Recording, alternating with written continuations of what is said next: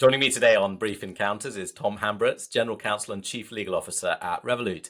During Tom's tenure, Revolut has grown from a small startup to a giant with a $45 billion valuation and over 50 million customers worldwide. Tom, welcome to Brief Encounters. Hi, thanks very much for having me. Looking forward today to unpicking some of that incredible tenure that you've had. But take us first back to the early days of when you joined. Obviously, the organization was much smaller, but what were things like then? And what was the legal team when you came in? So I joined in 2017, and I was the first member of the legal team. I was the only lawyer. We were quite a small company back then, fairly chaotic in terms of the structure and the way in which we approached problems. I'd say we've always had big, ambitious plans for the company.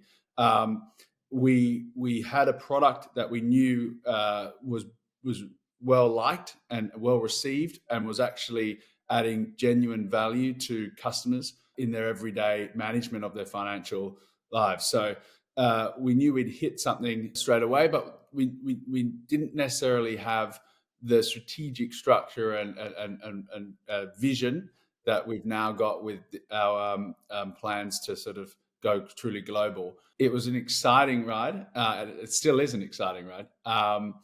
But I guess what made me join was I had a real interest in FX and in financial services, having personally experienced the pain points that Revolut was looking to solve with a multi-currency account. You have to remember too, back in 2016, 2017, Revolut was primarily the number one choice for immigrants and for people coming to countries to establish their lives. And so it solved a use case for myself coming from Australia and relocating to England, but it also meant that there was a real following, I guess, and a genuine sort of enthusiasm with our customer base around what we were doing.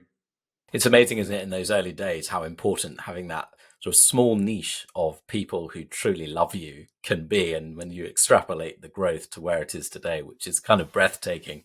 Take us now into the future. So 8 years later, tell us about the legal team today and how you're working with and supporting the business. Yeah, so look, we're 160 strong lawyers. We operate and support the business in every market that the product's available in.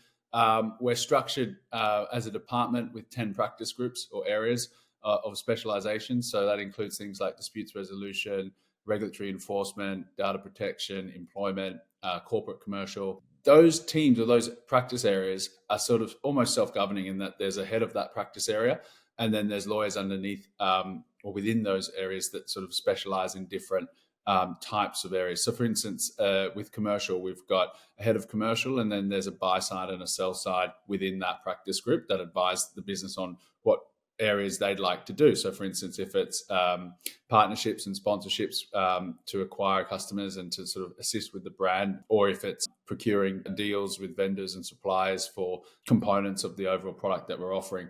So how we've intentionally done it is establish a fairly robust matrix structure. So there's a centralized department within legal within the UK that has 10 practice areas, but then there's also regions. They're semi-autonomous in that they have their own teams. Often they mirror that of the group department. So for instance, in Australia, you'll have a head of legal for Australia, and then you might have a senior counsel who's a corporate specialist or a senior counsel who's a regulatory specialist. And they individually rely upon the group practice area for processes and playbooks and guidance on their particular specialty, but actually report into that head of legal in that local market, who then reports both to the CEO and then to myself. Lawyers aligned with the individual product lines or the markets within which they sit and operate, and support the local executive team while still ensuring oversight from a central function and to align on use of similar playbooks and processes. And so no matter where you go within the Revolut group, you're receiving the same level of quality advice. It's amazing to hear, the difference from coming in as the first lawyer to that sort of highly architected structure. Have there been lots of iterations of that on the way, out of interest? Have you had to kind of rebuild structure for the various stages of growth? Yeah, absolutely. And I think that if we'd started off with the structure that we are currently in, it wouldn't have worked because you really need to be agile. My first hire in 2017, it was Dan, who's still my deputy general counsel. And we split our responsibilities just basically straight down the middle. I took corporate and commercial and some product. He took most of the other product, data privacy. I took more litigation. We just supported the business where we could. We then grew and we had paralegals join us. And it was only until sort of 2 years later where we started to hire senior lawyers, a specialist background. So we had lawyers come from in-house where they were working on the commercial side. We had lawyers come from private practice that were more traditional corporate side. We had lawyers come from regulatory enforcement and dispute teams. So we then sort of realized we had these fantastic lawyers with experience and a skill set that fitted nicely into sort of making them specialists. So then we just had a team of specialists and a team of generalists. And then as we grew larger, we realized we can't just have two pools or two teams supporting a business. Our business at least moves incredibly quickly, and every product owner and every general manager within the company wants to feel like they've got the ability to get that advice and engage with a lawyer whenever they need to. So then we started becoming a little bit more structured, lawyers owning certain relationships with certain product owners, and then formalizing that a little bit more into teams. As expansion rolled out and we started applying for new licenses in different countries, obviously local CEOs require support and advice from local counsel. Depending on the size and the scale of the operations, initially we would potentially outsource that. So we would have a local external provider of services in the US, for instance. And then we'd look to sort of bring in-house where we needed to as we sort of ramped up operations. So there was many iterations and there still is. I mean, only last week we announced a change in how line manager and functional manager oversight and responsibility and reporting will work moving forward. And that's just a natural evolution as a result of the progression of the company. So we're now at a stage now where we need to give regions greater autonomy in terms of how they manage and work with each other. And so we need to reflect that within how the legal function supports the business. One things we read about Revolut is that it has a particularly strong sort of data gene within the organization, and I'm not sure if this is just what we read or how the business works, but I noticed in what you've written about the legal team in general and the lawyers that you're bringing up through the team is that kind of literacy with data has been really important to you. Why is that? And is this cultural within Revolut as a business? Yeah, absolutely. I think from the very early days, we've had a value of sort of digging deeper and really understanding the root cause of the problem. And I think unless you understand the drivers and the data behind an issue, you're not able to solve the problem successfully. So, I mean, any good lawyer, when you ask them a question, will always say, well, it depends on the facts. And then they'll really want to go through what the facts of that issue was, or the case or the matter, and then look to sort of apply precedent or legislation where accordingly. It's much the same with data, right? So like when you're trying to solve a business problem, when you're trying to understand why traction in one market's less than another, or actually going gangbusters in another market, you've really got to look at how the user interacts with the product, what they're spending their money on, when are they topping up, how are they engaging with the currencies that they're trading or other products that we've got. And then once you've got that data, you've got to really look to make informed decisions with it. And that then really couches your advice in a different way, because all of a sudden you're able to quantify the issues. You're able to make it more relatable to people that are with non-legal backgrounds. And so I think the strength of instilling that value and having that culture within the legal function is really important, because all of a sudden you're speaking the same language as the business. And it sounds very empowering for the lawyers as well. I mean, to really own and understand issues, which when you're in private practice is kind of hard to do because you're switching clients. To really go deep just sounds great. Have you had to kind of train lawyers in that way, or is it something you kind of control for at hiring? Like, how do you make your team come around to that? We've got a very rigorous recruitment process with multiple stages. So essentially candidates get to talk to a number of us, but then also get to sort of identify whether or not they're the right fit. And we do the same. So I think expectations coming in are fairly transparent with what we expect. The tipping point with respect to data is like ensuring that you are able to show your lawyers and show your team members or employees how powerful and special having access to that data is. And subsequently the enjoyment that you get from it. So, lawyers coming in-house, working day-to-day on products for a business, they get so much more fulfillment out of what they're doing if they're capable of seeing the tangible outputs of it. And that's understanding, it could be the bottom line, the revenue that's driven from a product. It could be understanding how many customers have been using it and why they've been using it. Being able to actually demonstrate through numbers and the data as a result of the advice that you're providing really makes you feel like you've actually done a meaningful, tangible job, as opposed to just provide some advice on an email.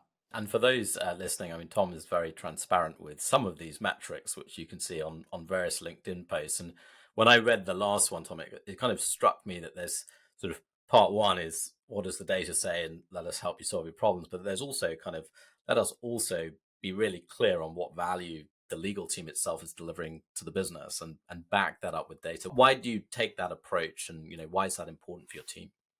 It's always been a challenge when you're talking in-house about the value that a lawyer brings, because the business might say, well, look, you're a necessary evil, or you're an insurance policy in case anything goes wrong.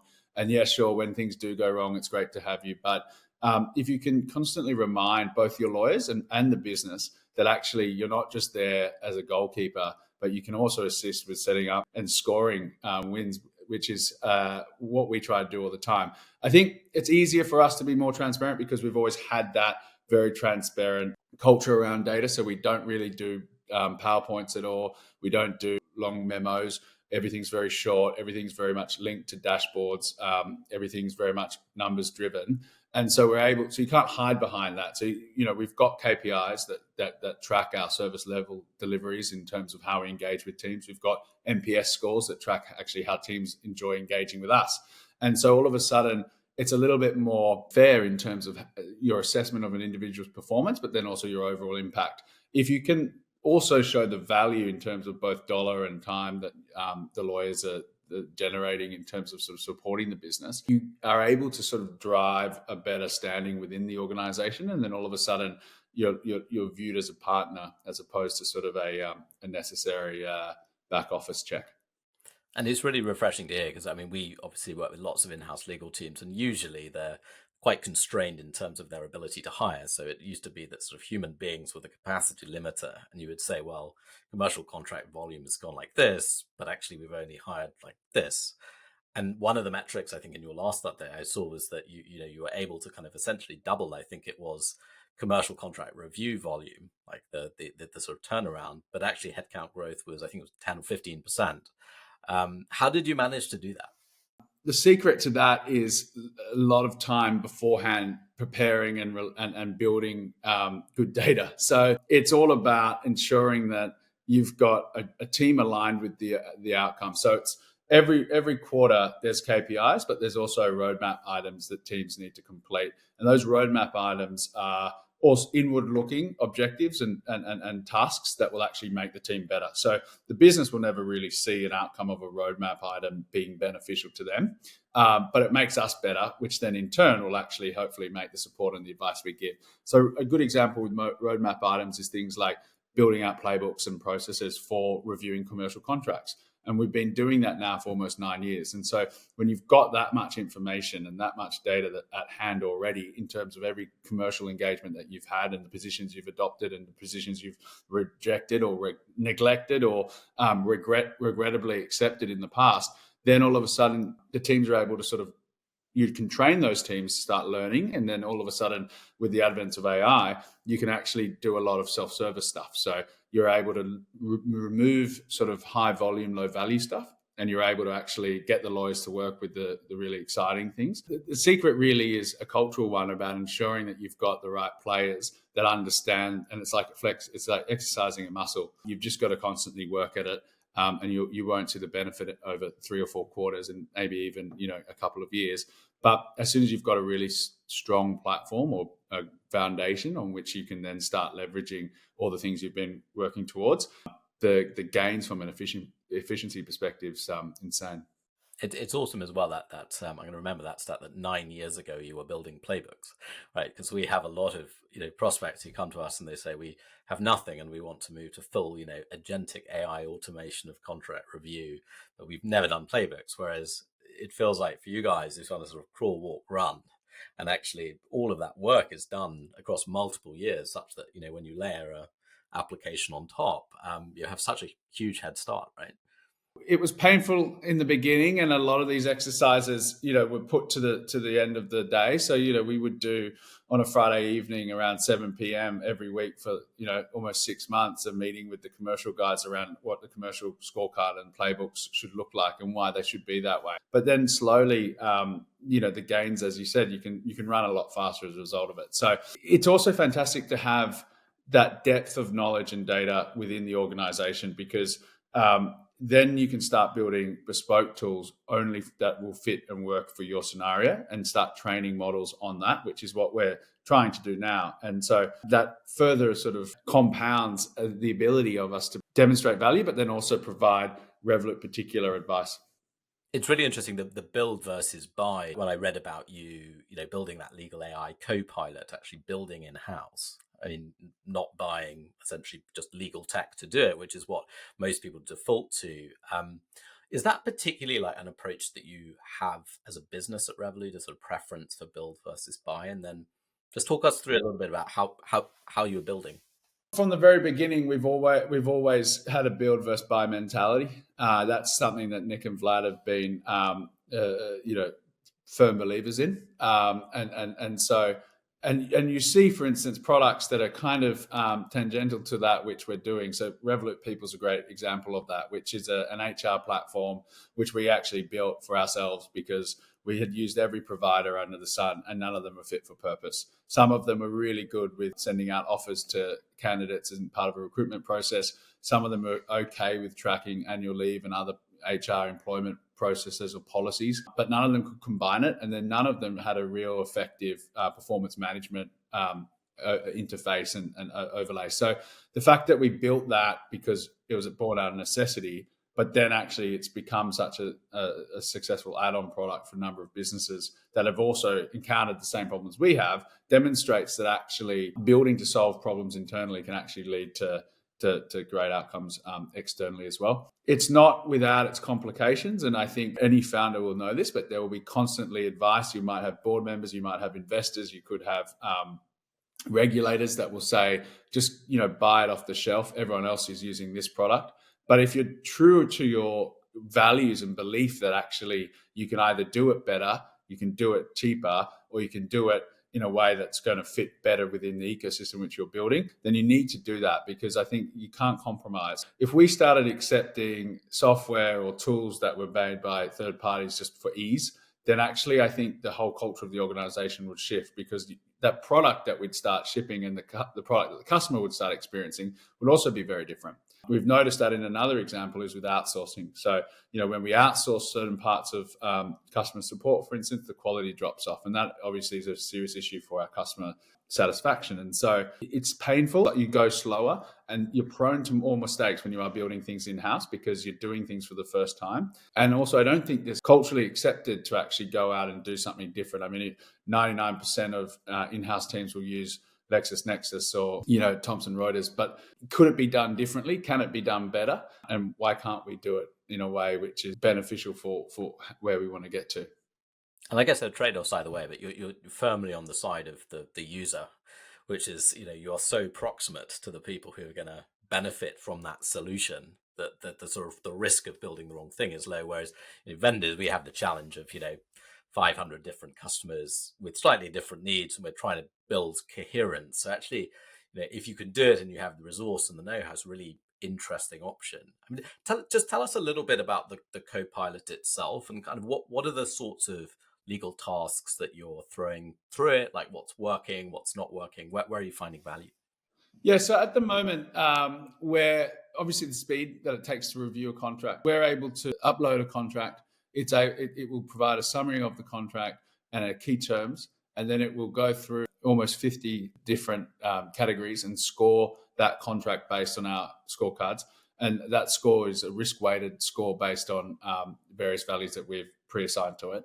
It essentially then, with Notebook LM, which is another tool that we've built, which isn't necessarily a co-pilot, but more of a tool which enables lawyers to dive into those processes and playbooks that we've built and ask questions on sort of particular areas that the score is particularly high on. So for instance, in a commercial contract, exclusivity could be flagged as an issue based on the score that is generated. You can then speak to Notebook LM and it can go through what the Revolut position on exclusivity is, why that is the position. We're experimenting at the moment with the ability to sort of suggest drafting changes and amendments to the clauses in the contract that we've uploaded, which will be really cool. The next thing will be then obviously storing that in a queryable database and then being able for the business to interact with it in back office, which I think is going to be really cool. Because again, you then don't necessarily need a lawyer to tell you how to interpret a contract that you've entered into 2 years ago. But we're then hopefully going to be automating a lot of things with respect to sort of notifications, renewals, post-completion obligations and all that sort of stuff. So that's more sort of contract management, which is, I think it's getting a lot of attention at the moment in the market, but it's not really kind of groundbreaking stuff. I think everyone within the legal profession has known for years that that's the kind of low-hanging fruit which lawyers do. They don't necessarily enjoy doing, but they charge a lot for it, so we might as well do it. I mean, I remember starting off in private practice and clients would call up and just for the benefit of you reciting back to them a clause because it was better coming from a lawyer, right? What is exciting, though, I think from a Revolut side is because we're so product focused, is assisting product owners with their analysis and review of existing products with their legal obligations, and then also new products. So let's say we offer credit today in Ireland and we'd like to take that credit product and offer it in Brazil. We have, integrations with our own compliance tools that we've built and Horizon scanning tools to essentially enable a gap analysis of what the current legal advice has been with respect to that credit product in that market island and versus where it should be and what has to change in that new market. There's also the opportunity for us to assess when that advice was provided and what has changed since that advice was given as a result of developments in regulations or amendments or consultations that regulators have done. And so what that means is if we can build, and what we're in the process of doing is building a product database for legal advice and then overlay models on top of that, will essentially, product owners can then engage with the models easier to understand why products have to be a certain way or designed a certain way.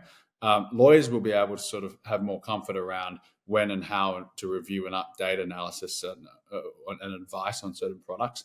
And hopefully speed of entrance in terms of launching those new products will be increased because you're not having to rely on local counsel or sort of a lawyer familiarizing he or herself with advice or a position that was taken years ago.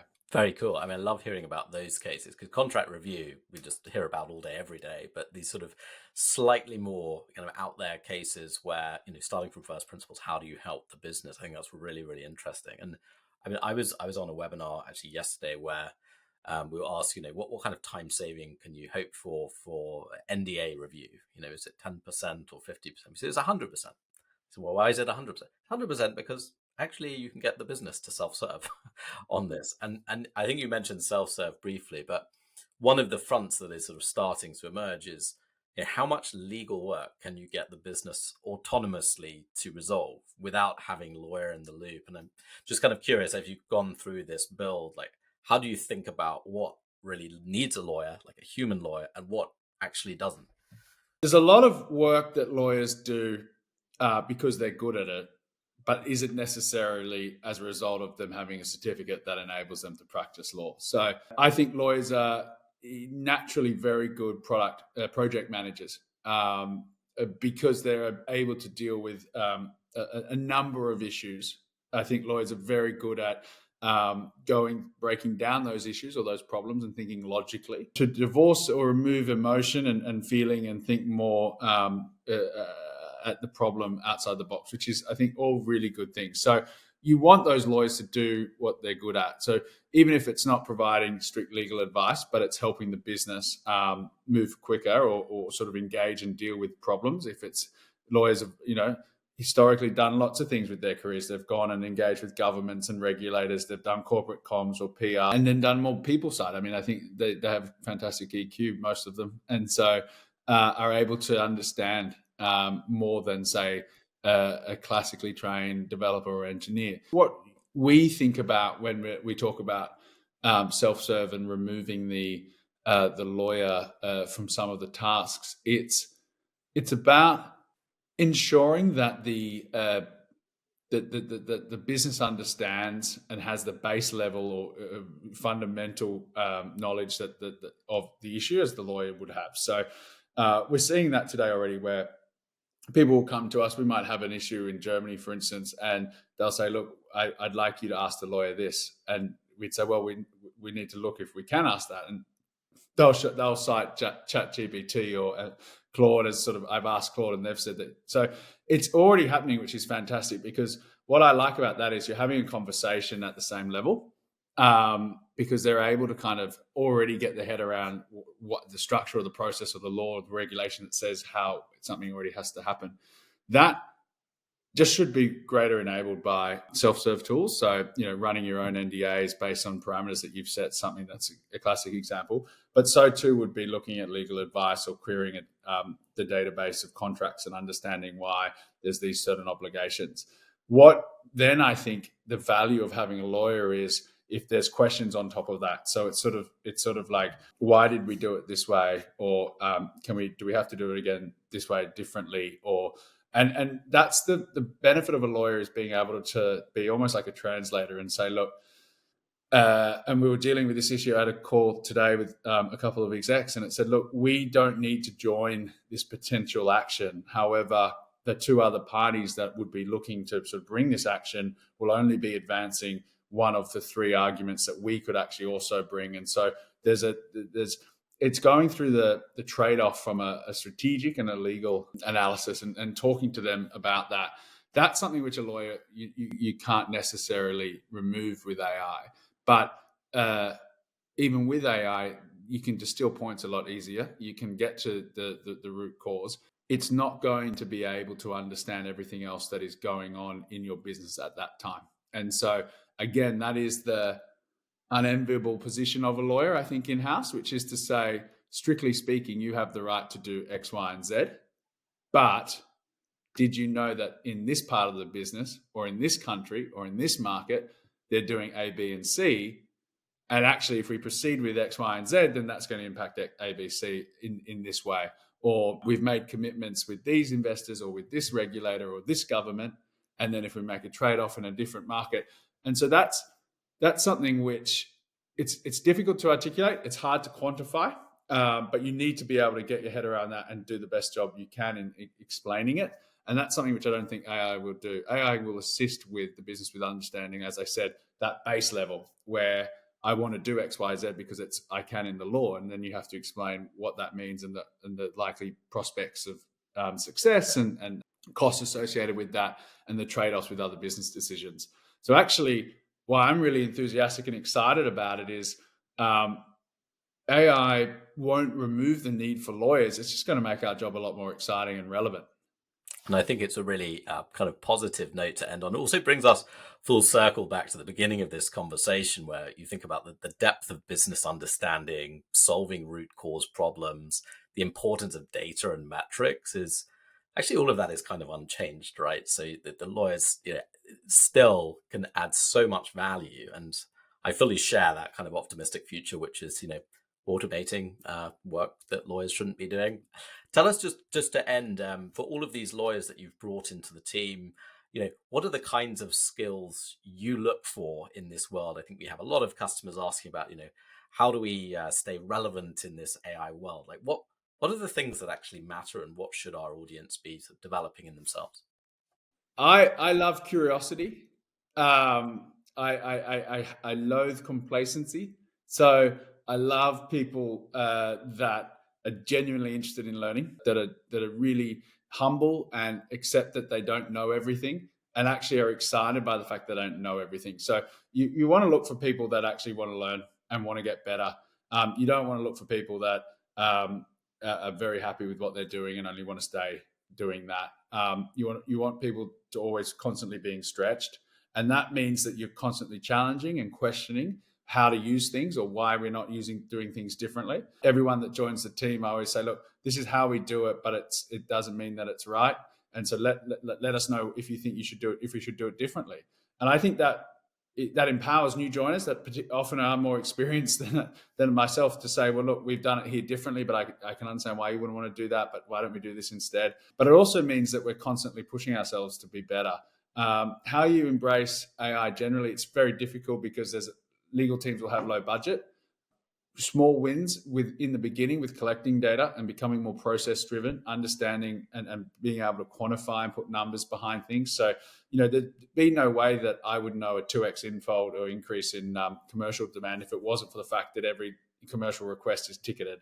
It wouldn't be, I wouldn't know what our risk appetite is, in particular materiality of contracts that we've got. And we've got 4 tiers of different contracts, unless I started measuring each of them individually and started tracking and seeing what the trends were over time. So actually doing a bit of that grunt work and getting your team on board with it. I think for us, very early, we put KPIs on the team. And I think that was culturally a difficult thing to sort of do. And then, but it's now something that we celebrate and we enjoy seeing actually at the end of each quarter how we're performing. And it's not just, I think, within law. I mean, every single part of our lives now, you can put numbers on it. Everyone talks about their sleep score. Everyone talks about what their ideal running pace is. Everyone knows what zone 2, zone 3 cardiovascular exercise is. Like, it's legally mandated when you go into a supermarket that there's clear facts and numbers around the nutrients and the fats and the sugars and the carbohydrates and the total calories. So we all think this way. We just have to do it in our day-to-day work and do it in our legal jobs. Awesome.